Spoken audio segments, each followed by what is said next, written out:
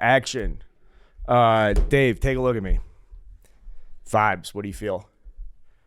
Vibes are, I would say, mediocre right now. Well, I mean, come on. The shirt's fire. Shirt. The shirt's fire. I don't like giving anyone compliments, especially you, but that's a good looking shirt. I thought when you walked in the door, I was like, fuck, that's a good shirt. And you know why I'm wearing I saw it? When you pulled in today into the parking lot, I'm like, that's a good shirt. Subscribe to our YouTube page if you cannot see the shirt. This is part of a broader ad read. Thanks, guys. Do you know why I'm wearing this shirt? I have no idea. No other reason than I got up today and was like, I'm going to put on a collared shirt. I never wear collared shirts in the office. Good summer it's shirt. Summertime. Yeah, where'd you get it? No free ads. Just tell me later. I got it online, but when I put on this shirt, all I want to do is drink great tasting, less filling Miller Lite. It looks like a beer drinking shirt. Yep. Thank you. Yes. I feel like you could be on a boat with that shirt. Yep. You could be on a patio with that shirt. And as long as you get that white can, you can have as many Baseball brightly game. colored shirts as you want. Oof. Take me out to the ball game, Dave. It's a good song. It is a good song. It's a great song. It's I think even I've better seen when more you're- baseball this summer in person than the last, not even counting COVID, but probably the last 8 years combined. Therapeutic. It's been great. Yeah. Just walk on over to Wrigley, went to a couple White Sox games why with not? Dave. Why- Yeah, it's been great. yeah. I'm going tonight and keeping score. The Orioles are in town, and this is like a long-standing thing with me. I love the Orioles, and that's because my brother Kevin loves the Orioles, and he always loved the Orioles when we were kids. So my dad would always take us to when Cal Ripken was in town, and now I'm still sucking the Orioles. The problem is there's going to be no Miller Lite at the game. That's a goddamn shame about Wrigley Field. Well, luckily, every bar in the area will have Miller Lite. Great tasting, less filling Miller Lite. And if you wanted to pregame at your spot, you're walking distance from Wrigley pretty much, right? Yeah, I have it, and there's a rack in the back of the fridge that I forgot to take to Michigan, which was just a great surprise when I got home. I was like, damn, 24 cold ones in the back of the fridge. It was a good surprise. But if you wanted to order some, where would I get it? you can go to MillerLite.com/redline, and that'll help you find delivery options near you. But you can get it anywhere. It's the best. Yeah, Mariano's, CVS, you can get it anywhere. Oh, we got to call this out. Miller Lite is sponsoring happy hours at selected bar restaurants in the Chicagoland area beginning on National Hot Dog Day, July 20th. Yep, it's coming up. Next week through August 23rd. And the first 500 guests will receive a free Vienna beef Chicago-style hot dog. Do you think those are as good as hot dogs that Ed or me or anybody could make? I don't want to get into that, but I do know that it will pair perfectly with a Miller Oh, Lite. yeah, of course it will. We got swag, koozies. Dave's going to be there. Yeah, MillerLite.com/Chicago style to learn more about event details and retailer information. Yes. Oh, you already did the call in. I did that call to action. We got multiple calls to action here. But that is a thing. I'm going to go get yourself a free hot dog. Go get yourself a free hot dog. Get yourself a Miller Lite. So they're going to be, I think, jam-packed. I don't want to spoil it or talk out of turn, but I think there's going to be one at the place on Clark. Oh, yeah. Oh, yeah. Everybody knows what I'm talking going. about. Yeah. We're going. I'm going to be there. Tom's going to be there. New intern Kevin, he's a snack. He's going to be there. July 20th? Something like that. It's coming up, Tom. We'll let you know, all right? We got a window. What lunar... Never mind. Celebrate responsibly. Miller Brewing Company, Milwaukee, Wisconsin. 96 calories and 3.2 carbs per 12 ounces. That's Miller Lite. What's our time right now? How is that ad read? What is the time of that? I think that was like a 3-minute ad read. I started rolling before we All right, perfect. recorded that, so I don't know. They deserve it. They deserve it. Thank you, Miller Lite. Let's do the show. Good morning, good afternoon, good evening, Chicago sports fans. This is Barstool Carroll. And White Sox Dave. Chief. And this is Redline Radio, and all gas, no break Chicago sports podcast brought to you by Barstool Sports Chicago and Miller Lite. We are in studio here. Eddie's fired. Yeah, we fired Eddie. We got rid of him. He's dead weight. We've talked a lot about Red Ed. You guys didn't take it serious. He's been assassinated. That's was pretty dark. There's assassinations in the news going on, too. Right. Oh, shit, that's right. You guys should R.I.P. Abe. That was actually an organic promotion for a great episode you guys just did. Yeah. But yeah, Ed's doing a mini golf tournament. No one here else wanted to do that, I guess. I didn't. So we're here in Chicago, feeling good about it. But yeah, no Eddie today, unfortunately. So a little behind the scenes on the mini golf stuff. Do you know what the call time, which for those of you outside the business means time you show up. Call time today was 4:30 a.m. Eastern time. That would I was still drinking at that point. last night. Yeah, so. let's go there. If you are watching us again on YouTube, you can see White Sox Dave has a little bit of the eyes left. A little bit. I had a rough one. People say, like, Portnoy said I'm a puke guy. Last night I took a 3-chi, and I spun a little bit, and I puked my brains out. First time I've done that in probably 12 years. How many? Did you take one of those energy shots? I took one of the is 3-chi a ad read today? Because we can just get that right off the books. It's not today, but they're getting a free one. Oh, does this fuck with I don't stuff? even. Yeah, no, you can't do 3. We have to cut 3G ads From away from the YouTube. video, so Okay, yeah. so we won't be able to see Do we your have to eyes. cut anything we've already said so far? No, Man. But we're close. you talk about doing 3G. You just Yeah. can't like do an ad. If you do an ad read for it, it gets cut out of the YouTube version. Okay. How about the guy behind the camera has the smoothest voice? Well, you and Chief. Tom and Chief should have a I think voice Tom's off. got a big time voice and big time hair. he does got pretty decent hair for a right. greasy New Yorker. Blue eyes. Keep it going, guys. Come on. I mean, this What is else? it, we don't have an ad read for 3-chi. 3Chi, but it sounds like you got fucked pretty hard last night, Dave. Not in a good way. Not in a good way. Yeah, I didn't even overindulge. Passing out watching Always Sunny in Philadelphia, and I'm just like, whew. Did I hear? Oh, No, that's where we got to cut that part. I didn't even notice that. I was gonna let it go. We're just gonna let I it didn't go. even notice that. No shit. And yeah, I was spinning my balls off. First Okay. time I've puked from drinking or Substance. otherwise, in I would say since college. I never ever puke ever. Well, Ever. Yeah, you got kind of an iron stomach. I got an iron stomach. I Yeah. never puke I've puked more in the last 6 months than I probably have in my entire life. from drinking. No, I think it's like I think something happened with COVID. I think I got like long COVID or something. Maybe. Does that make you puke?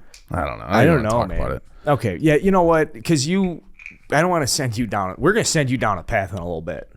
Yeah, I'm teetering. Yeah, not yet though. It's a big refresh Twitter day for me. Can I ask Dave, if you follow White Sox Dave on Twitter, you were blessed with a picture. I want to know, is this authentic? Was that your fridge? Yeah, I cleaned it out though. But that picture, That it was my fridge, yes. all condiments. Yes. Two things of like ranch or Parmesan in the back. Couple Yeah. of bottles of rosé. That How about people are that, shit Dave? talking the wine. That wine's like $60 a bottle or some shit. Brag I about got it. it. I mean, rosé is awesome. I got it sent to me from I'll give them a free shout out from Capo Seta. It's the guy's a stoolie. He's like, hey, do you want wine? I'm like, sure. I've I never don't know gotten a that to him. fucking thing about wine. I looked it up. Super expensive for these bottles. So, but I don't drink wine at all. I'll have them. He gave me a dozen bottles. Those are the last two left because I don't like sugary stuff really. And yeah, but that picture is very, very real. But I did clean out like all the produce, all the leftovers. Like I knew I was trolling and it was gonna set the internet on fire. You know what you're doing on this Yeah. job a little bit. A little bit. Sometimes I do. Tell me about And- the fridge. Do you like the fridge? That's a good fridge. It's a decent fridge. It has an ice maker. You don't realize how important It's huge. having an ice maker is until you don't have an ice maker. And you're like, fuck, I wish I had an ice maker. That one I has an went ice maker. from my place on Thomas Street, which had one, to the place on Chicago that didn't, and that was like a rude awakening. I was Yep. like, oh fuck, because I hadn't been without a night, and it's not, one of those things you don't even think to check. Right. You know? So tell me about a little bit about this. Yeah. How did like people have ice back then? They just didn't. They would have ice boxes. Yeah, and they no. would have like these big things like dug out of like out of the earth, like underground, like almost in a basement. And they would literally have giant blocks of ice that were shaved off of like glaciers from northern Canada or wherever, ship them down on barges, and then put those in their ice box. And that's how they would attempt to keep things cold. But it was like they just didn't have like real refrigeration. Like that like didn't really work that well. No, like metals, you know, like the way certain cooler companies are walking around now. Like, look at us. You're... Yeah. Well, that was a big thing in like the 50s and 60s. They invented like refrigerated trucking. And that was able to Little reefer ship. unit. Yeah, you can get fresh vegetables and stuff all over the country, which you used to not be able to do that. Dave, what You had to eat local. does it cost for me to take we'll just say a standard 18-wheel load soybean. I'm going to take a soybean from Can't do soy. That's What if you were gonna ship a whole thing of Revitolite? of Revitolite. So 40,000 pounds. That's about, I don't know, 20 pallets probably of Revitolite because it's a liquid. And 40,000 pounds would be the weight limit that you could put on one of those trucks. Where are we shipping to and from? Well, hold on a second. I know we're doing an ad 40,000 read here. 40,000. No, we're not. Are we? Yeah, we are. Oh, are You we? said Revitolite. Oh, we're doing a Revitolite ad read? I love it. Yeah, because I'm refreshed. Yeah. Revitolite's great. Yeah. If you say 40,000 pounds, can you do 44?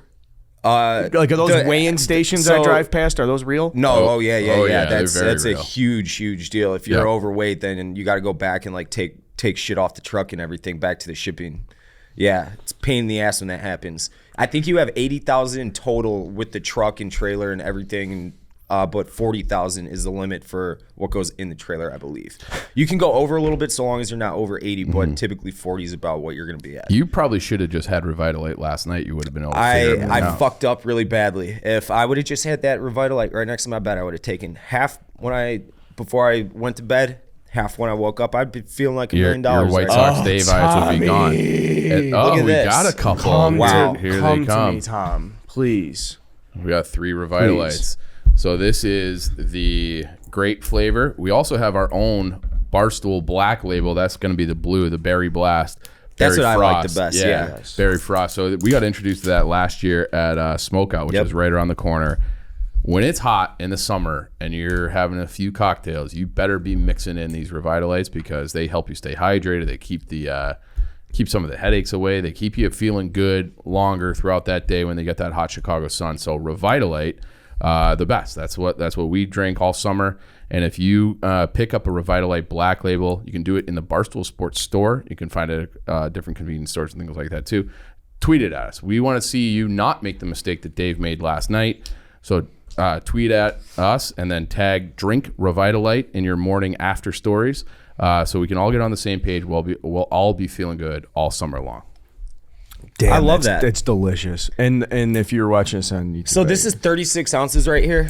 I believe it's 36 ounces and only 100 calories. You don't have to drink it in one sitting, like I said. It is such a better alternative to everything we know.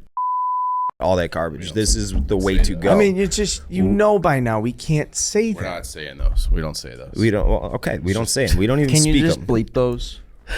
Yeah, just leave them out. Don't You cut want to have this. Revitolite. Revitolite has all the electrolytes you need. It's perfect. So just drink Revitolite and keep it, right in the fridge. And it's usually when you're in a convenience store, it's right next to that. I beer. buy Why it. not? I buy it regularly now. Yeah, so Because what it they is. send it to the office, and so you're like, oh, okay, whatever. Okay, actually, here's a true. They have this in the ad copy. Use a personal endorsement. This is one of those things that gets sent to the office. Do an ad read for it. Come in here one day, and I just absolutely pound one because I've been out all night. And you're like, whoa, wait a second. I feel much And better. you're like, there's always a case here. So you're like, wait a second. And now, however long we've been doing this, I'm at the point in my life when I'm like at the brew pub or whatever, and they sell them there. I'm like, Get it? and they're like, don't you work for them? I'm like, yeah. But you're just a I'm not believer going in to the be product. at the office in the next 48 hours, and I will absolutely need this product. So Yeah, that's but a true thing. Yeah, and it's the same thing. And when it's quality, it's quality. So I wear the Barstool Sports merch all the time. I love the golf stuff. And I wear it because I like it. And that's the same reason I drink Revitolite. I drink it because I like it and I think it works. Man of principle. Yep. Man of Brada. principle. Okay. You know who's not a man of principle? You know what? Can I tell you who is? Tom Morello. Tom Morello's a man of principle. I went and saw Rage Against the Machine last night in a mosh pit. My brother is a big music guy. He wanted to go and see Rage. I didn't know nearly as much about Rage. I just knew as a kid he played it in our bedroom, and I was like, okay, cool. And he bought the tickets, and it was like a week ago. I just started excessively researching them and was like, holy fuck, these guys go hard as these guys are. Yeah. How Yeah. hard yeah. did you go? Did you mosh? Yeah, I mean, I was third row by the end of the show. It was so intense. I did spend a song in the pit, like, because there's a circled out pit where you fucking rally. I didn't know what song it was. Okay. But so I've never been in a mosh pit. It's just free license, just beat the shit out of people. So yeah, but it's a very respectful thing. Like A respectful beat the shit out. you beat the shit out of someone who's not being respectful.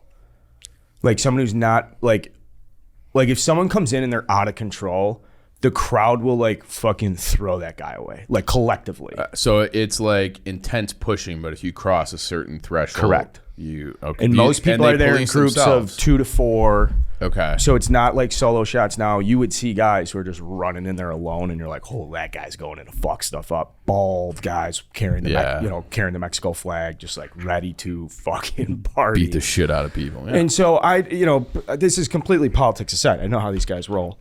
Tom Morello, Dave, music on the guest list. I know you're a music guy. So I got interested. I didn't know any of this shit, dude. He takes the auxiliary cord out of his fucking guitar last night and played his hand. He had his hand. He licked his hand. So there was like whatever. I don't know. And then like some kind of, so there was like different spots on his hand to create different sounds when he would touch the auxiliary cord that plugs into the amp. And so, but it was in rhythm and it was gorgeous and beautiful. Yeah, he's a freak of nature, man. He licked a guitar solo. He played the fucking guitar solo with his tongue. I've never seen that, but I mean, Tom Morello is one of the fucking greatest guitarists that ever walked the earth. Religious experience. Yeah, oh yeah. I was so pissed off when I found out that they were here. I found out yesterday, I think. Collins, the guy I host that podcast with, is like, hey, fucking Rages in Chicago tonight. And Tom Morello's, he's a Libertyville guy. He's from Chicago. Yes, born in Harlem. His dad was like a Kenyan diplomat, and his mom was like a famous activist. And she was the high school teacher at Libertyville for like 20 years or something. And then he went to Harvard. I mean, I got so wrapped up. Yeah, he's wrapped up. Really and I impressive know guy. there's people who are listening to this that are like, "You're an idiot, Carl. Like, how were you born in '87 and you were learning about this now?" But it's a blind spot for me too. you know, it's like I mean, a lot of stuff it's happened. it's heavy metal music, so it's very niche. I was listening to Dispatch. I wasn't into that. You know, like I was listening to Dave Matthews. Yeah, it was yeah. like, dreaming about a girl who didn't like me. And Yeah. so here's another one. You guys like this observation from the mosh pit. So I'm obviously took some 3 chi, and I am standing in the middle of the pit about 40 rows back, and they come on stage, and the lights go off, and everybody starts clapping all this shit. And Is that the UC? yeah, so there's 16, 17,000 people, and the bass starts coming in. They're playing Bomb Track, which is like there's bass that kind of lingers for a little bit, and then they come in really hard, and boom. And so with the boom, all the lights go on, and this message flashes on the back of the screen. It says, "Fear is your only God," and it just flashes for like the first minute of the song. Boom, boom, and I'm standing there, and I'm like, this is the heaviest messaging. I had, like I told you, I had a religious experience there. The things, fear is your only God. I looked at my brother. I was like, dude, fuck it. Let's go fuck some people up. So we get down in the mosh pit area. I had this great realization. Tom, have you ever been in a mosh pit? Yeah. Duh. Competitive. There's like this competitive sense where you like start looking around. You're like, wait, I could do this. Like, I'm fucking one of the guys. Like, these guys are who is the type of guy that would go here in the first place and do this stuff voluntarily? I could fucking hang with these guys. So this is like the thing where it was like a confidence builder. It was weird.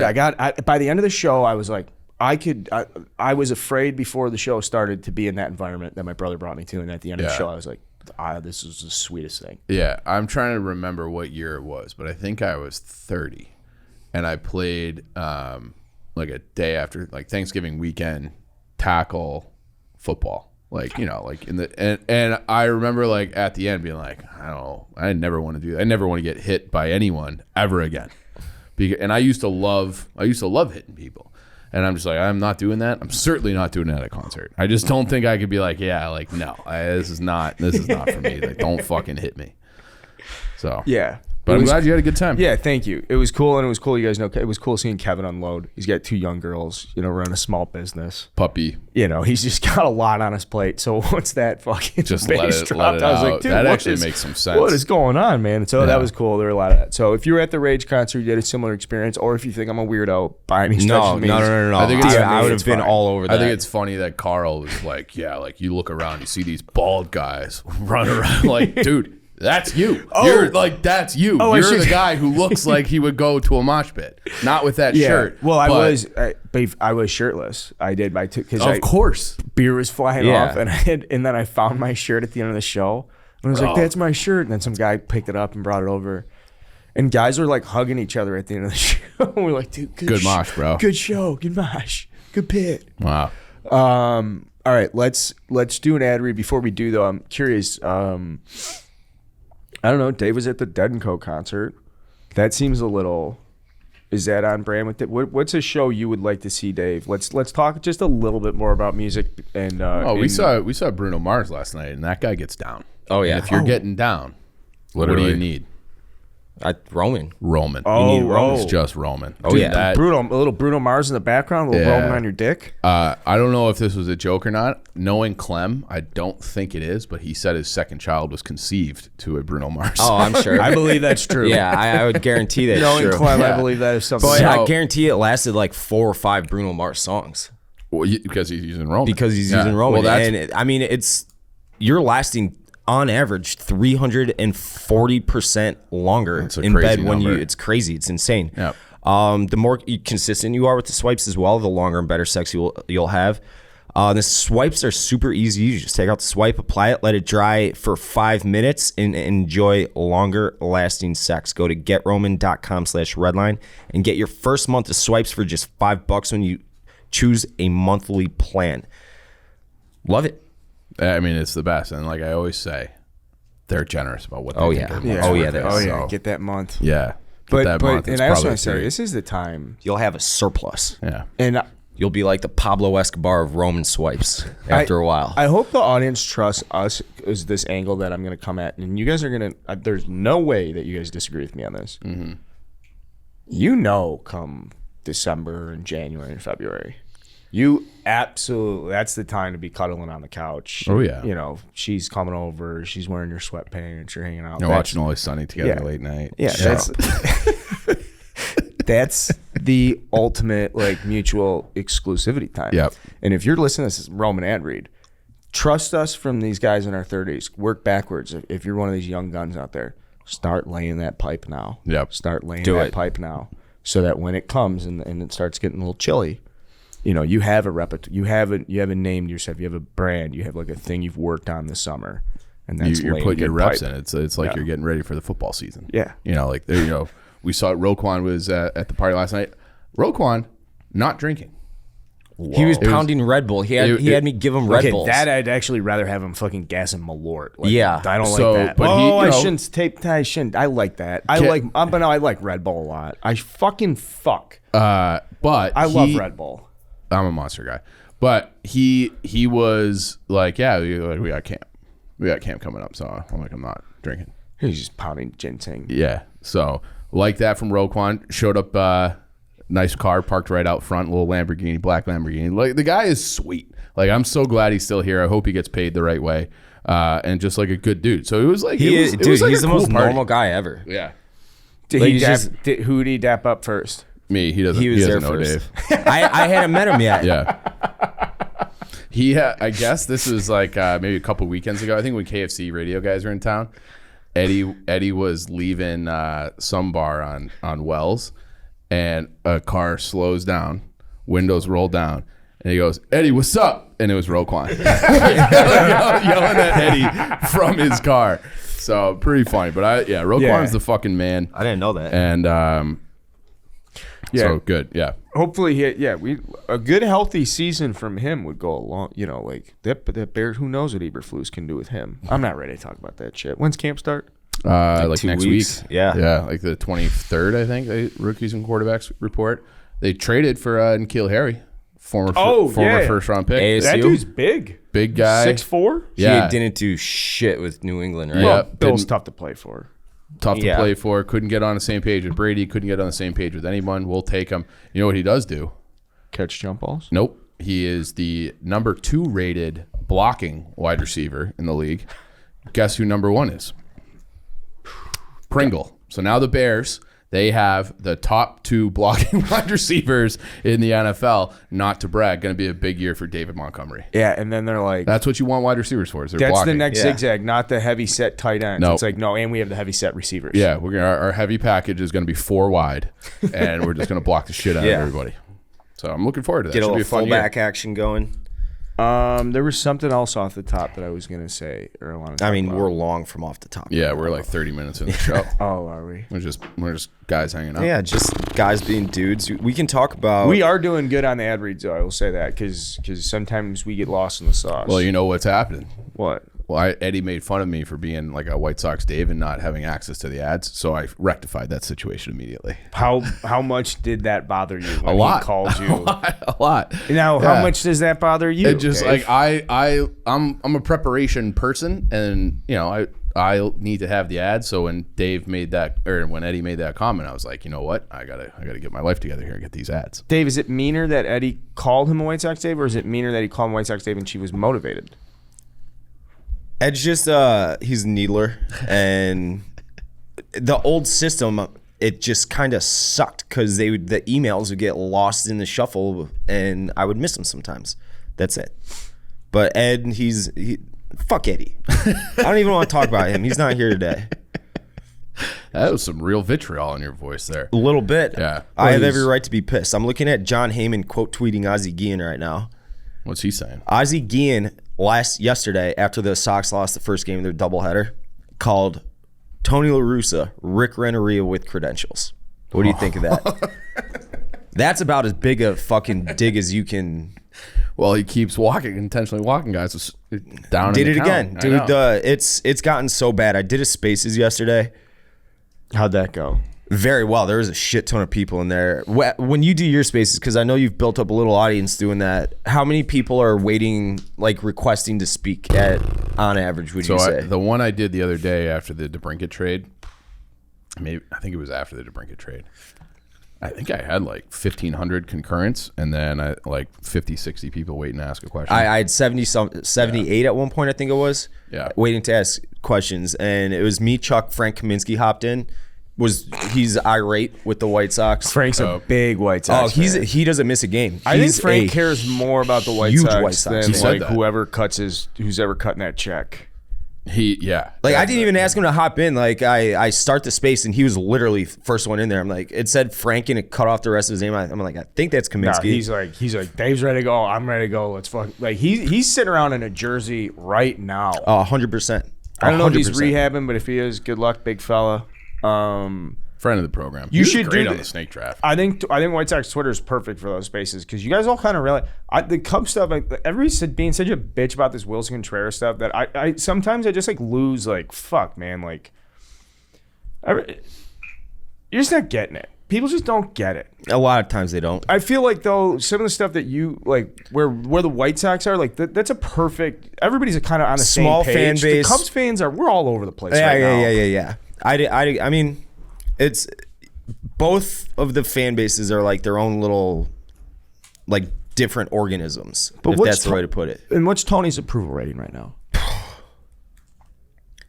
Fuck, 2%. Ken W.O. and like a couple other meatheads. Lower, the only guy with a lower approval than Biden. It's probably La Russa. Dude, it's so bad. It is so fucking bad. I was watching the post game. Today's Wednesday now. This would have been Monday night. Scott Podsednik. I don't know if Scott Podsednik is a White Sox fan per se, but he'll come in a handful of weeks a year and do the pre and post game when Frank Thomas isn't there, whoever else isn't. He'll be like a fill-in guy. He was fucking pissed. Like he's like, this is unacceptable. Like someone has to walk in. I don't care if it's Giolito or Tony La Russa or Rick Hahn, whoever. Someone has to say this is unacceptable. Because you look at this roster and you see Luis Robert, you see Jose, you see all these guys individually who should pair with other individuals that are on the team and make a good team, and it's just not. It's a collection of individuals, and it's just not a team right now. And I like Rick Hahn is 100% at fault for assembling this roster with Kenny Williams. Jerry Reinsdorf, they should be better. This is not acceptable baseball. Like you spent all winter bitching about what they didn't do to add to the roster, fix the roster, whatever. They're good enough with those names to not be this bad. No, I would agree there, but that's not the goal in the end. The end is to put together the best possible team. Right, but they didn't. So They now, didn't. No. Right. Jerry should step down, or Tony should step down. He should. They shouldn't fire him or anything. It should just be like he should just like go on the All-Star break And when they go on the All-Star break, it should be like, hey, make up some shit about his liver or some health stuff. And like be a fucking advisor to baseball operations. And Tyrell or whoever the bench coach is will step in and like. And you do it again next year and don't rally, fuck it up. Don't just walk in there and be like, listen up, motherfuckers. Do they have anybody who could just step in? Yeah, that bench coach. Yeah, it'd be Cairo. Yeah. Okay. Who is, people like him in baseball circles, but this will never happen in a million years. But Ozzie had his rant, and Ozzie's pissed. The fan base is pissed. Everybody's pissed off at the White Sox right now. They look unmotivated. The manager's just once or twice a week doing some stupid where it's causing national news. Yeah, this might be the most pissed off people have been at a team since Mark Trestman coached the Bears. Like, my God, where the fan base. Now, I know maybe the Blackhawks where you guys. But I was thinking of Nagy. People like. Oh yeah, people hated Nagy. Hated. But like the difference was. What was like? There was something there about it being like, all right, whatever. Well, it was like 2019 with Nagy. I feel like people were still like, he was coach of the year. They just went 12-4. Like, this is a disappointment. And then like the expectations were so much lower. So like you couldn't quite hate like Nagy to the degree where it's like we're supposed to be awesome. Yes. And like he's holding us back. I forgot about. So Chuck Naso, he was in the space yesterday, and he's irate as well, and he was saying that like the White Sox, too many White Sox fans are putting all the blame on Tony La Russa. The players have stunk, man. The players have been bad with respect to how their true talent and what their expectations were. I'd say most of the blame falls on the players because a lot of underperforming players. The roster construction sucks. I mean, they have to figure this out. I preferably they pull what the Braves did last year, add 3 or 4 legit players at the deadline, and then see what happens. Because you're going to have to do that this winter anyways, because this is not working. Yeah. You cannot have Jose Abreu, Eloy Jimenez, Andrew Vaughn, eventually Yasmani Grandal, Jake Berger. You can't have all these Gavin Sheets. Yeah. You can't have all these guys on the roster. Yeah, there's too many of those guys. They're all the same type of player. Too many. Yes, too many of them. I very much agree. I was looking at the baseball reference page, being like, "Why there are so many?" And maybe none of those. Probably just a handful's fine.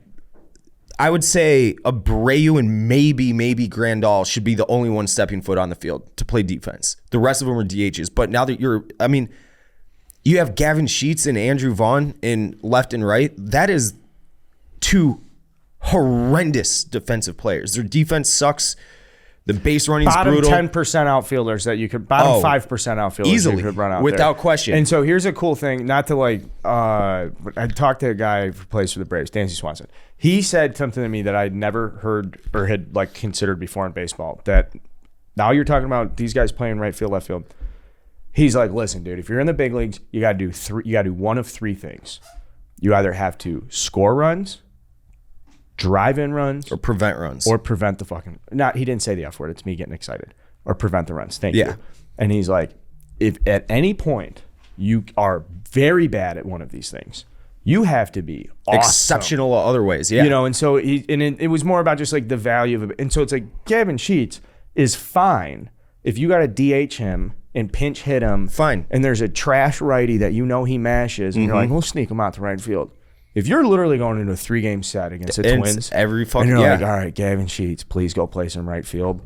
I mean, I'd just take me out back and shoot me if I'm a White Sox fan. It's bad, man, and it's getting worse every single week too. I had a blog that came out on Monday. They had 8 games left prior to the start of the break, 4 against the Guardians, and then 4 against the Twins. I'm like, this is the season right here. They're, I think, 5 back now. 5.5, whatever it is, and first 2 games just lifeless team. I really like. I would take, and I know people are gonna shit on me for this, but I would take a roster of 25 Danny Mendick players, just guys that go out there and are balls to the fucking wall, dogs, little prick assholes on the field, than what I'm watching right now, because it's every single fucking at bat is. First pitch, slider off the plate, swing and a miss, strike 1. Fouled off a fastball on the inner half, strike 2, and then it's like the pitcher has their way with them. Mm-hmm. It's everybody from Tim Anderson through whoever's sitting ninth, Lurie Garcia, who don't even get me started on that. But it's really bad. We've covered Laurie on this show. I'm not. Yeah, Dylan people are Cease wasn't an asking me- all-star. Let's do this. Dylan Cease was an all-star. Don't do He'll- Laurie. Stay out of Laurie. I think did he get named? I think he got named yesterday. Okay, so he ended up getting named. What about Kopech? I thought you said he needed a break. He's got the midseason data on. He's never pitched this much. Oh, yeah. Like people are like, oh, Carl Cerdon, we should have they were right. They should have let him walk. Look what Carl Cerdon's doing right now. A complete game shutout, 3-hitter, throwing 99 on the last pitch of the game in the 9th inning. Michael Kopech's throwing like 92, 93. Sandy Alcantara, by the way, have you seen this dude? Fucking nasty. He's the nastiest pitcher I've ever Chief, seen. you heard of this dude? Yep. Okay, if you get a chance to watch this guy pitch, go watch him pitch. He's the nastiest pitcher Throws I've like ever 92 in the first inning, so 98 in the 8th. seen. Yeah, which is heavy run. Doing it on It's- purpose. it's- Imagine if a guy could skate really, really fast, but he was like, nah, I'm going to wait till the third and dust all you Pick losers. your spots. Everyone's tired. Yeah. Yeah. But it's a fundamentally broken organization, and I don't know how they're gonna fix it. It's bad. I don't trust that they're gonna fix it They either. lose in just like embarrassing ways. Because I've been watching a lot just because, I don't know, I like watching train wrecks. And they just do things where it's just like, man, like you guys, it's one thing to lose, but to lose the way that they do is just so pathetic. So there's just nothing good in this like- town. Let's talk for a second about One sec though. Like the thing that it's not even that they're losing. Obviously, that's the byproduct of poor play, but they aren't controlling shit they can control. Lucas Giolito, Lance Lynn. Who was it? There someone. There was 3 separate pitchers. Giolito. It's inexcusable for anybody if you're not backing up as a pitcher. Play at either the plate or third base.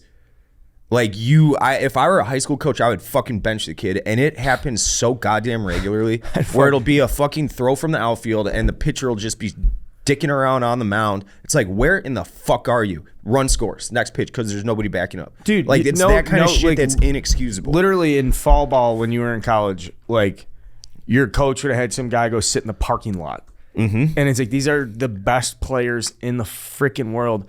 And as a White Sox fan too, you can, I think, start to get a little upset with the, and this is where the Cubs really fell apart, is not having organizational depth. There was nobody knocking on the door. There's nobody, there isn't anybody in AA and AAA after Ian Happ got to the big leagues that was like doing anything that made us feel like, oh shit, we got guys coming up. And you look at the fact that, yeah, Danny Mendick, I'd want to have 25 Danny Mendicks. But, like, the fact you only have one Danny Mendick.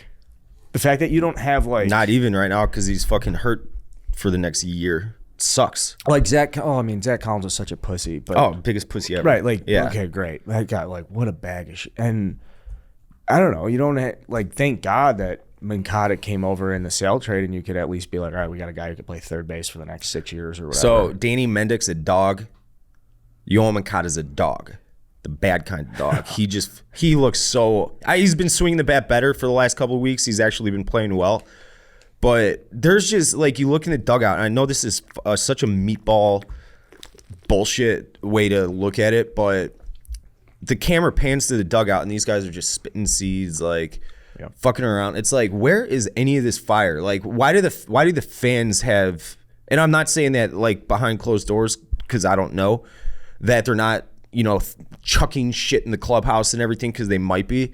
But it like going by their facial expressions on TV, it doesn't look like they give a fuck. No, a lot of those guys are paid too. And not Big, paid yeah. big, but they're just, like, hey, Yep. my deal's for another 5 years or whatever. So it is what Who it, gives a we're fuck? settled into the pro life. I'm like, that's a sad fucking thing, but that's a reality.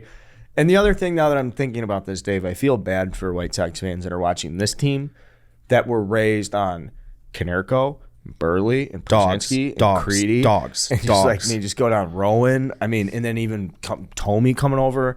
There were They're character guys. Oh, They're pros. just guys that Yeah. would not. I mean, if you put those guys would never. One of those guys wouldn't stand for any of this None of it. bullshit. And so there's probably just so many White Sox fans too that grew up watching those guys that are now paying for season tickets that are like, dude, my guys don't play Like that. Aaron Rowan would literally cave his face in to the fence to catch a ball. Not saying that's smart or that I want Luis Robert to do that or anything, but it's like they had the motto "win or die trying," and they really did. This team, like, it doesn't. I don't want to call them any prima donnas or anything, but they got a second half. So let's they have a second half. You got a second half. This will never happen ever. But I really, really, really think that they should fire Tony La Russa and hire Ozzie Guillen just for the second half, because you know that he would come in there and snap his finger and whip that team into fucking Chief, shape. that face, you're in. Yeah. He would. I mean, you can see in the post games how infuriated he is watching both Tony La Russa and these 26 dudes dragging ass every fucking day. All right, let's do fire Tony, hire Ozzie shirts. It's never in a million years going to happen. It has to happen. Those shirts need to like this movement has to happen. We need to do the picture with Ozzie and I, but just put Jerry Reinsdorf face in Dude, there I instead. forgot that it's like your boyfriend. He's my guy. Yeah, he's my man. Cheek to cheek. He does that picture with a lot of people. No, now are you getting jealous? Yeah, a little bit. I thought we had something, but it every time I've seen that picture where Ozzie goes cheek to cheek with somebody like 7 different times now. Is it like as a joke? No, they're like older No, pictures. he's just that's just Ozzie's style. He brings you in close, throws a cheek on cheek. Speaking of Ozzie and Konerko and Burley, there was a special time. I don't think the White Sox still Ozzie do this. Guillen, literally as we speak, Ozzie Guillen and John Heyman are going at it too on Twitter right now. This show is getting released a little bit after this Twitter fight. There's a good fight. I'm just trying to do the Chevy Land Chicago ad. I bet you Ozzie has one There was a time, because he's a hard hat guy. Chevy's a hard hat company. but it was the 3rd or 4th inning, and they open up the doors of center field at Comiskey, or at this time U.S. Cellular Field, and they drive the trucks out to center field, and they full display, and the girls come out and they throw T-shirts.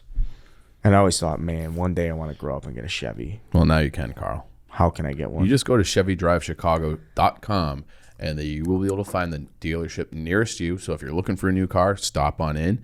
If you need some maintenance done on your current car, they can take care of you there too. And they're running an unbelievable promo. It's like the #1 summertime Chicago promo. I'm wearing the shirt. You're wearing the shirt. You'd look great on a boat, and you can have a chance to sail Chicago this summer with your local Chicagoland and Northwest Indiana Chevy dealer. They're giving away multiple boat charters, and they're calling it Tailgate the Lake. I think they should have called it Sailgating, personally, but they didn't contact me for that. So all you have to do is enter Chevy You're not Drive. gonna let that one go. I can't. It's just so easy. It's sailgating. It's sailgating. It's sailgating. So hopefully they're listening to this. So Chevy Sales Chicago Sweepstakes. Go to ChevyDriveChicago.com. I think you said you signed up for it. It took you like 30 seconds. Yeah, to it was do the less whole than thing. 30 seconds. Yeah. First ever live sign up. Download the show to get the live sign up. Yeah. So I'm hoping to win and just have a day out on the lake. Who doesn't love that? Sailgate. Get on the lake. Throw some sun on those cheeks. Which cheeks are up to you. I'm just saying, throw some sun on them. Dave, you're gasping. There's so much stuff with the Blackhawks I want to get to with Chief, or I shouldn't say everybody, I'm sure. Ozzie Guillen just called him a payaso. Do you know what that is? I do not. It's a clown. Clown's a good insult. Clown is. I love Payaso's Ozzie. way better, though. I fucking love Ozzie. I love that, man. But he would be so fucking perfect for the season. And I don't think he's a perfect manager for the year 2022 by any means. But just for this stretch, I think he's the perfect manager for the second half. the of second 2022. stretch, it would be fucking perfect. If you had to pick think one it'd be guy to perfect. manage every team in Chicago, every team.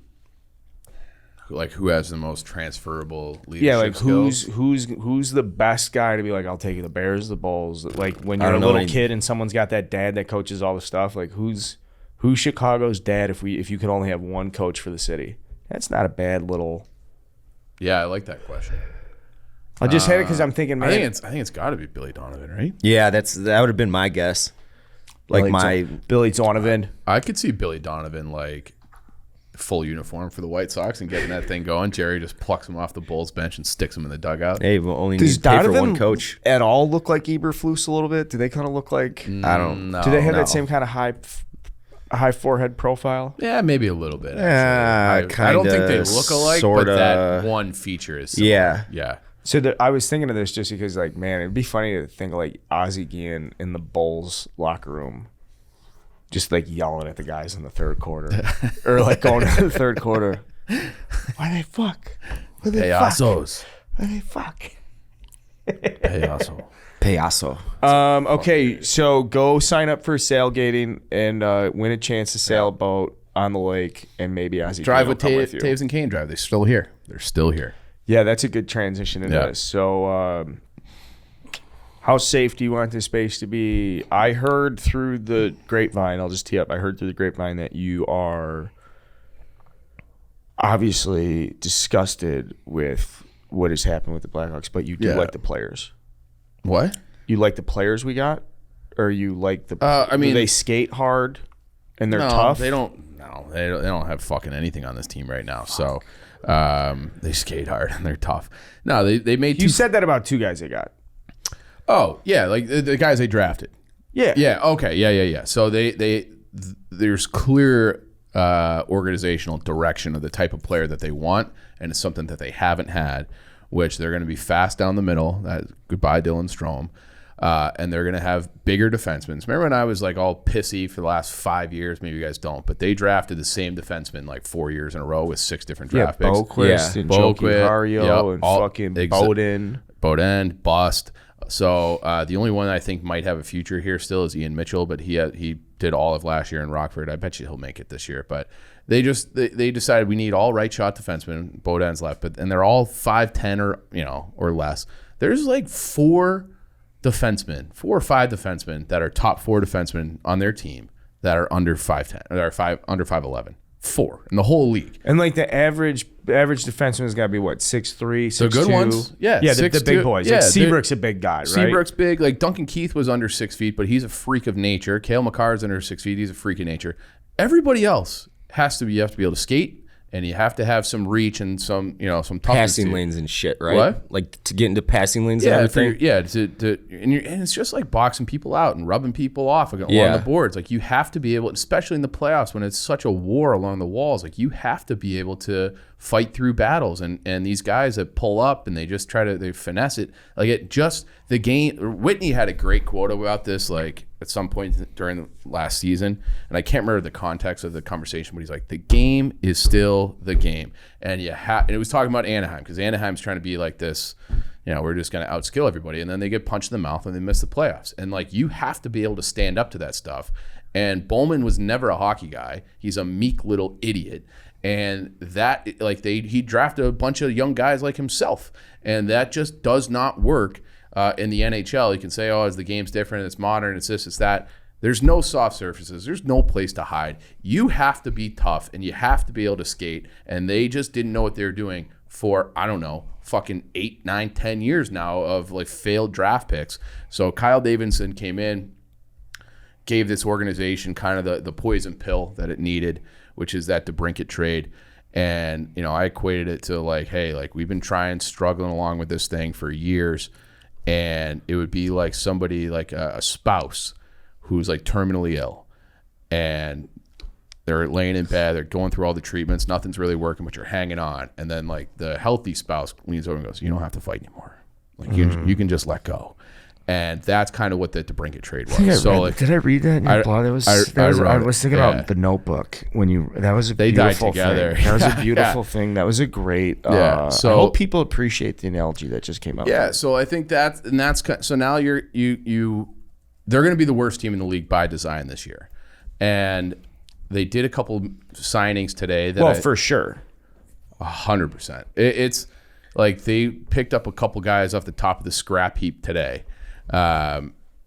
Matching Max Domi, who you guys might remember. Ty? Yeah, I remember. Ty's his dad, and he's a tough kid too. And 4 or 5, he's only 27. 4 or 5 years ago, he was a very good player. Maybe 4 years ago, and he's just fallen off. Like he's just not the player he was. He's only 27, so I don't know what's going on. But I think he's a guy that they can place on the opposite wing of Patrick Kane, and Kane can get his points. And Max Domi can find himself because he's playing with Patrick Kane. Patrick Kane makes everybody look fucking awesome. And Kaner will be like, this guy's good enough, so I'm not fucking miserable playing with Mike Hardman or Sam Lafferty or something like that.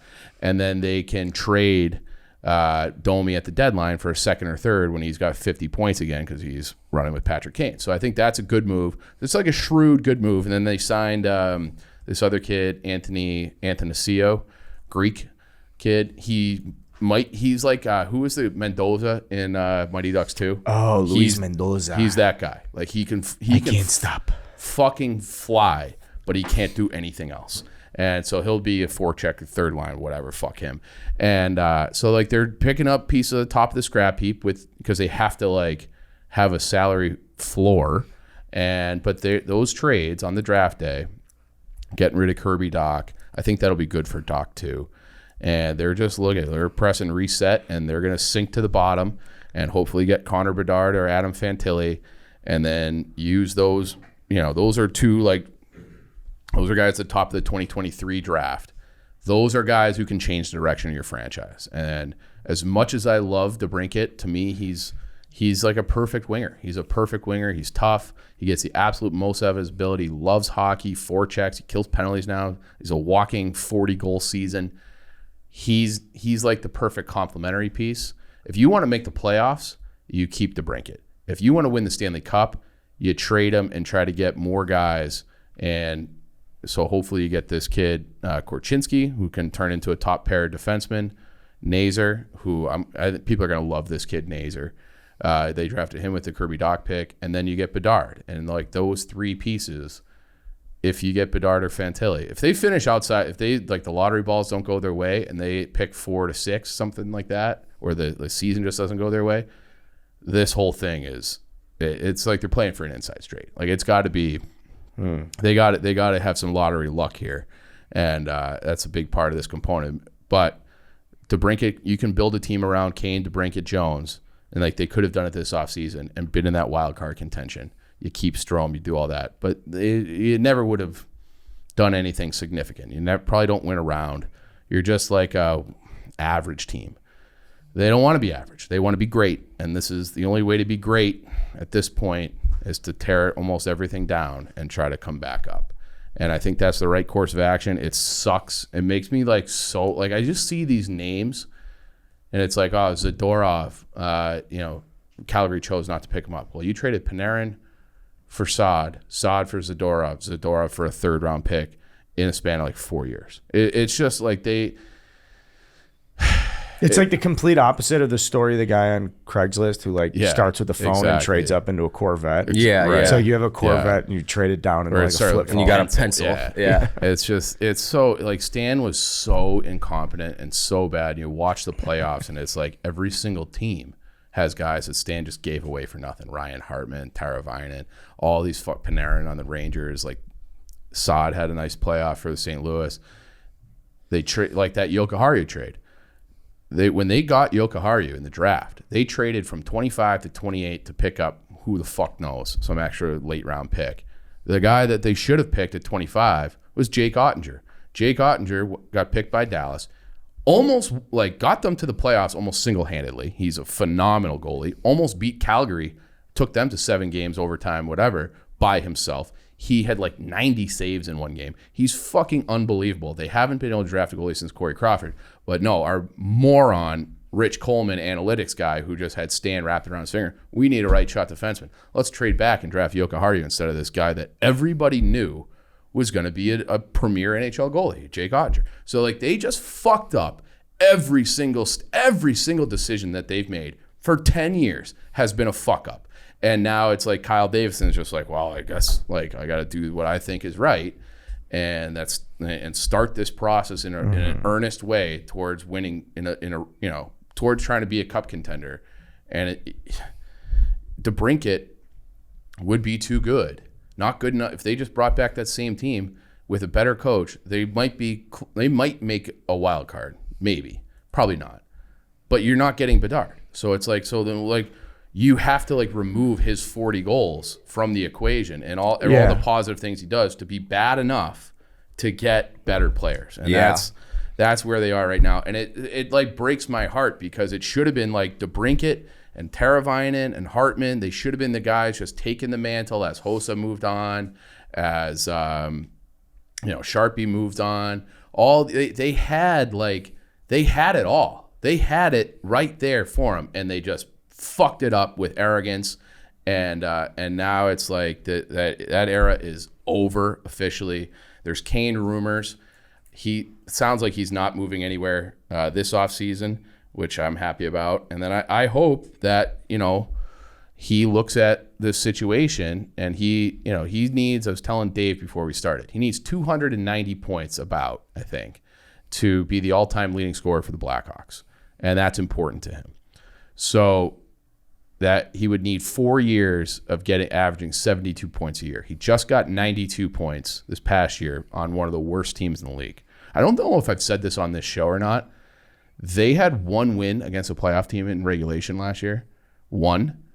So there's 16 teams that made the playoffs. Blackhawks beat them in regulation once. It was the Edmonton Oilers. I think it was in November or December. They fired their coach the next day.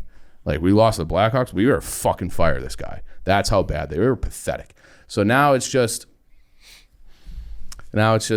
you buckle in. Like, I'm still going to watch all the games next year. It's going to be horrendous. I might be the only person watching.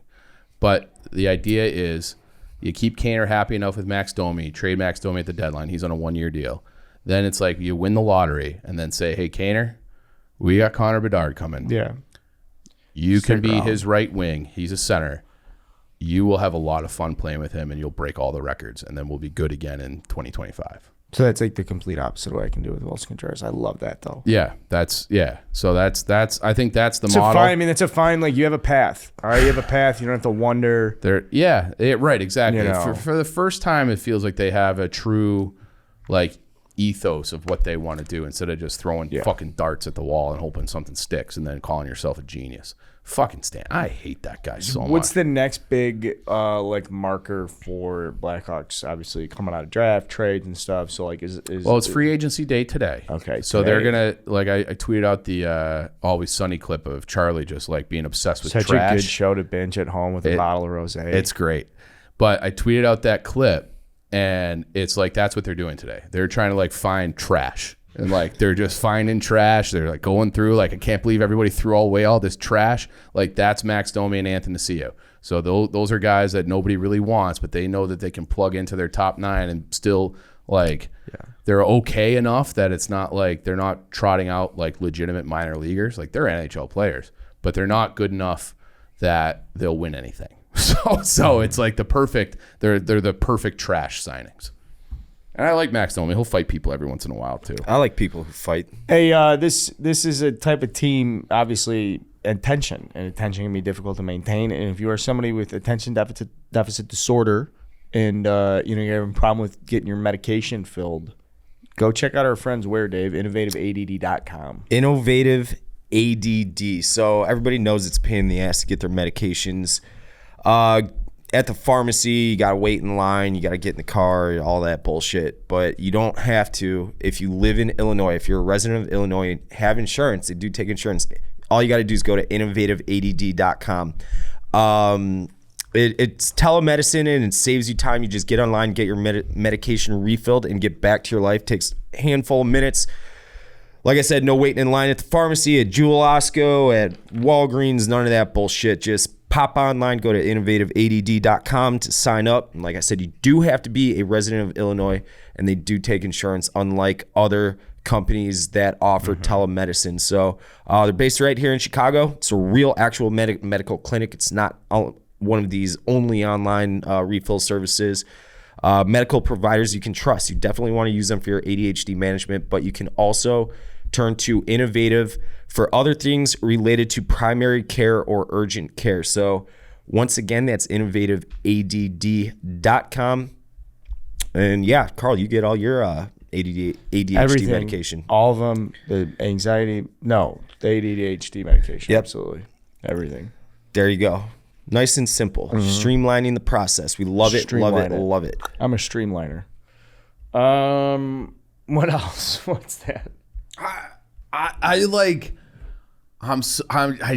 can never get over it. I can't get over it. Oh, you're going to have to at some point. I know. Yeah, and like everybody dead. who is involved with destroying this organization is gone.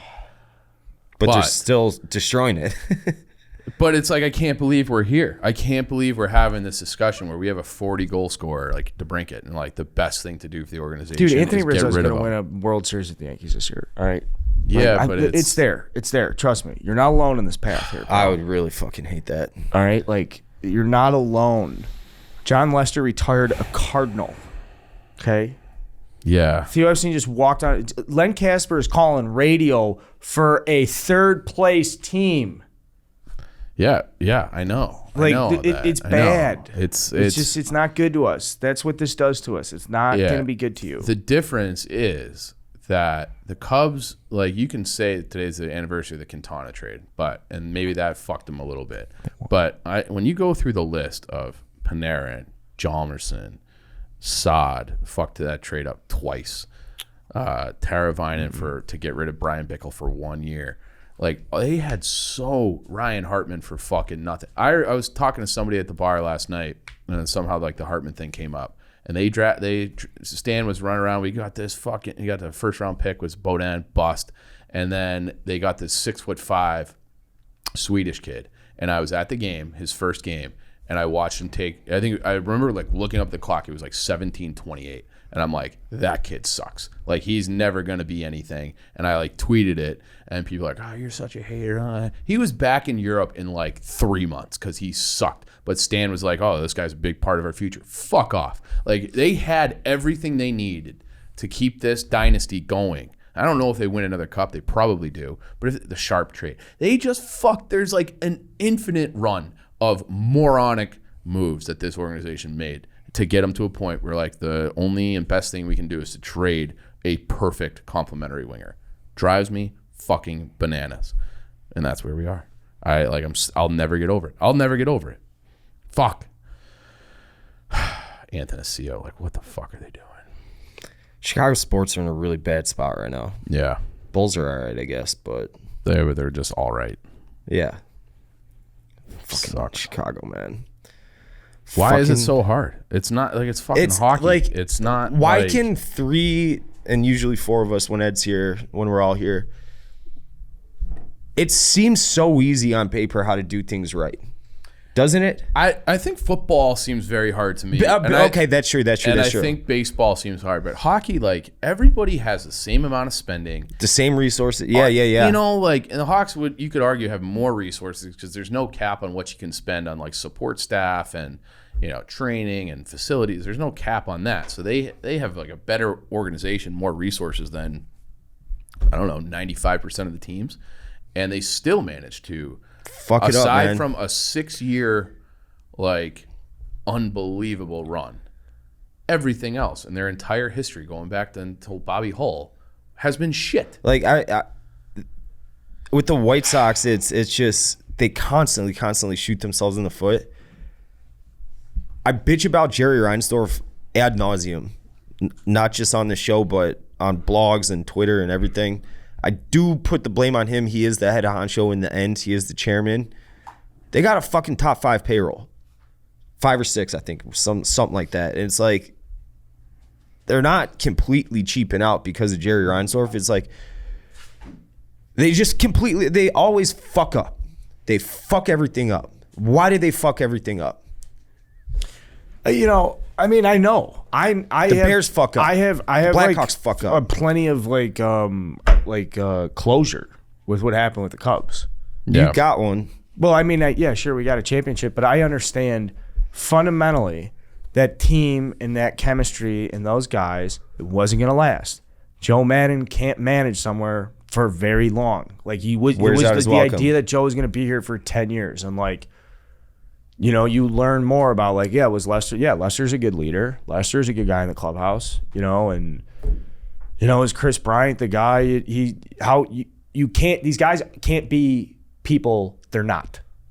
And I'm a fan. Yeah, I want Chris Bryant to be exactly the fucking guy you want him to be. He's not who he is. He's not that guy, this is very vague if you're listening to this. You can't, but everybody knows what you mean. Right. Yeah.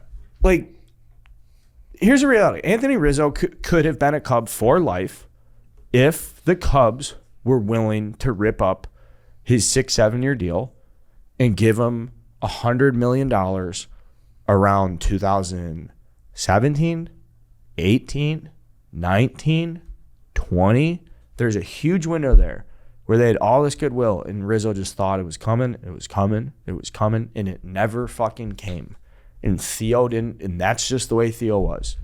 He's like, whatever, you signed your deal, dude. We got to move on. Now, if Rizzo's going to carry that baggage with him around until they give him a $100 million deal, there ain't no place for you, pal. Yeah. There just isn't. You know, it's like, we don't need you here if you're going to be that guy. If you're going to be the guy you are. Yeah. It just, so who do you get mad at that case? You know, you get mad about the Ben Zobrist stuff. How about that? Remember that? Like with the wife and like he's out and then he comes back and she's still singing the national anthem. Fucking take me out back and shoot me.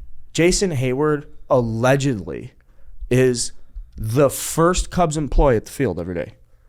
And is allegedly the last guy. And is off record told people, close sources have said, that he would give up almost every nickel on that contract if it meant he could go back to being the productive player that he was early in his career.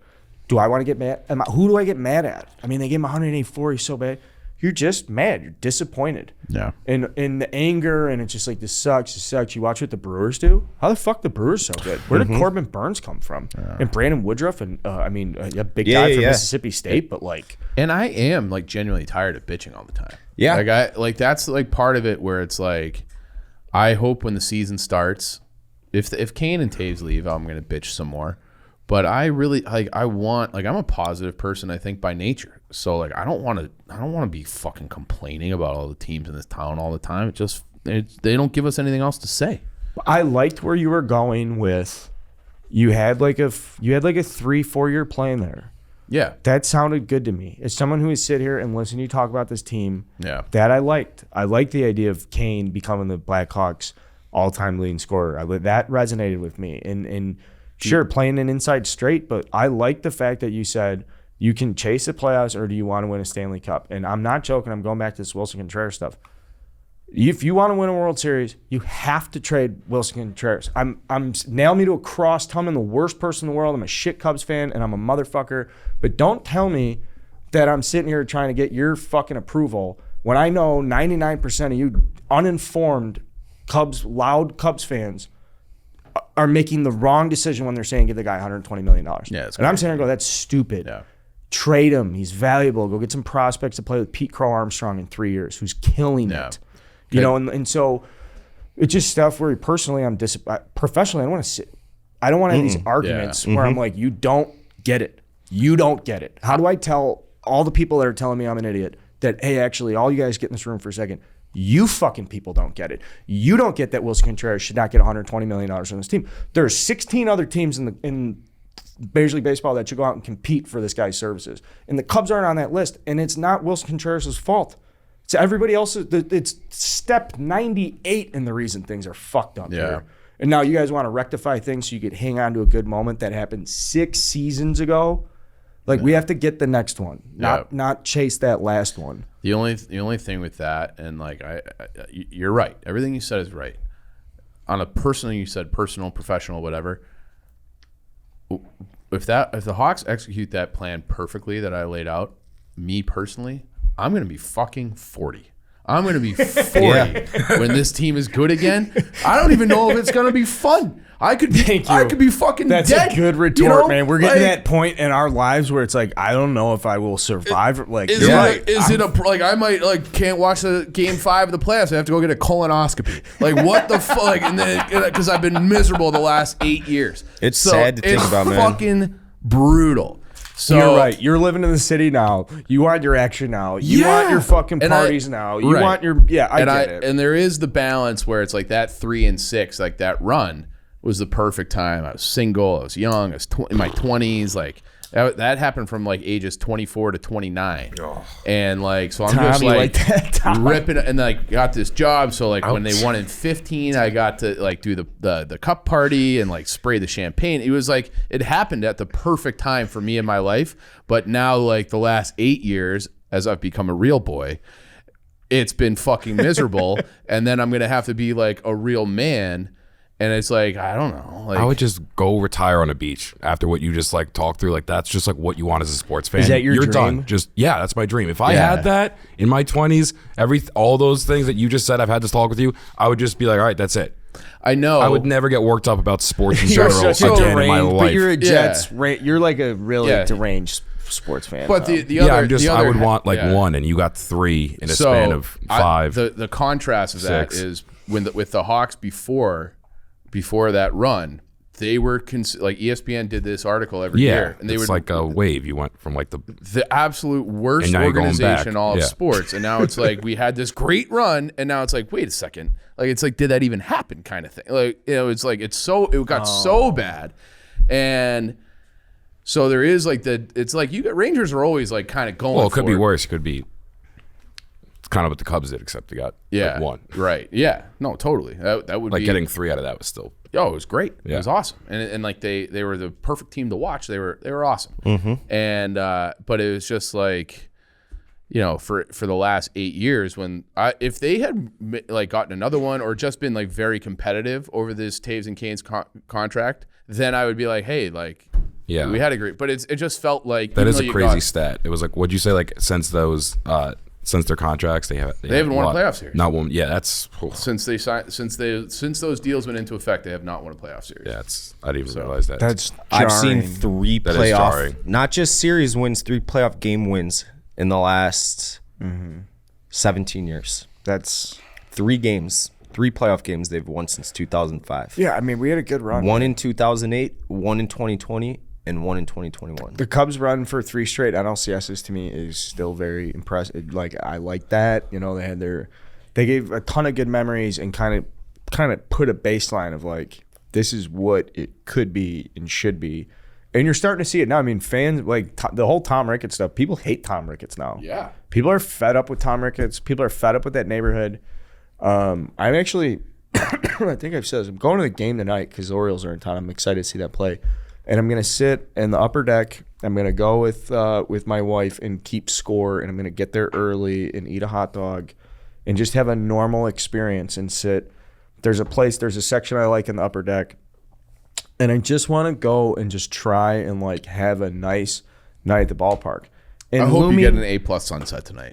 That's what I hope that for you. Thank you very much. It's Going down to 825. So. lurking and looming in the background is Tom Ricketts profiting Yeah. massively off of all of it. It's just like, yeah, I think we're all We're all just sick of them. we man. weren't like this when the show started, No. by the way, dude. Nope. If you've been listening to this, like, you're getting like, no wonder it makes sense when I talk to my dad and he's like, don't get me fucking going. I'm glad to hear that he still cares. Oh boy, is he mad about the White Sox? Yeah. Oh, And I'm he sure, yeah. I mean, he's like the clowns in Lake Forest. You know, Yeah. they're just. I mean, he has no faith. He lost all faith. He lost faith in the Bears when they like refused to fire Mike Ditka when they should have fired Mike Ditka, and they let Buddy Ryan go. He was like on Team Buddy Ryan. Oh, like 88 or whatever that he's was? like, that was a mistake. They let that guy's the heart and soul. And ever since then, he's just like, they're all idiots. Like they've been as idiots. They're complete idiots. Yeah. But he thinks they're tough. You know, I mean, it's like you think But it's our town. there's it's a our reason team. that like there's a reason you don't talk sports, or like it's harder to talk sports with like the next couple generations up the way we do with each other. And now that we're going through these experiences, especially Ourselves, this episode, yeah, it's yeah. like, holy shit, man. Yeah. Like we are fucking. I do believe in Kyle Davidson. I want to reiterate that. It's like I feel like that gets lost sometimes, but I think that he's making the right moves. Jury's out on Jed Hoyer for me, Dave. What do you got? I honestly got fucking nothing with that organization, man. Chicago sports, it's So you're a in. fucking pain in the ass being a Chicago sports fan. What? Let's just do a roundup again. We are in on AK-47. Yeah. Yes. We are in on Billy Donovan. Billy Donovan, obviously. Yep. We're in on Davidson. Yes. We're in on Richardson. So far. We're in on Richardson. Yes. We're in on Ross. I am. Okay. I think he's a good manager. Okay. On the fence with Jed. TBD. We're out on Tony. 100%. Get him the fuck out of here. Rick is a friend of the program, and I'm not doing this. So Rick's come on the show. Well, Han, yeah. I'm Well, in on Han. You're in on him? But like I don't even know what his role in the organization is at that's- this point. yeah. Which is unfortunate. Yeah. So Han, we're like, yeah. Who knows? Like I think if Hands he up. went to the Toronto Blue Jays, Probably kill I'm it. just throwing, he'd fucking kill it. Probably kill it. He'd kill it. Oh, your checks and balances are bad. And then Eberflus, obviously. I'm in on Eberflus. He gets Yeah. the benefit of the doubt for now, but we'll be out on him, I'm sure, in 3 years. Yeah, give us time. Right? Yeah. Yeah. But like I'd like to. It's so like camp funny, hasn't started yet. We're like the egg is just hatching. We're just like we're like walking You forgot around, that we even had Matt Nagy. Like you forgot. Like you Oh erased yeah, it from your no, brain. I like straight up was like, oh god.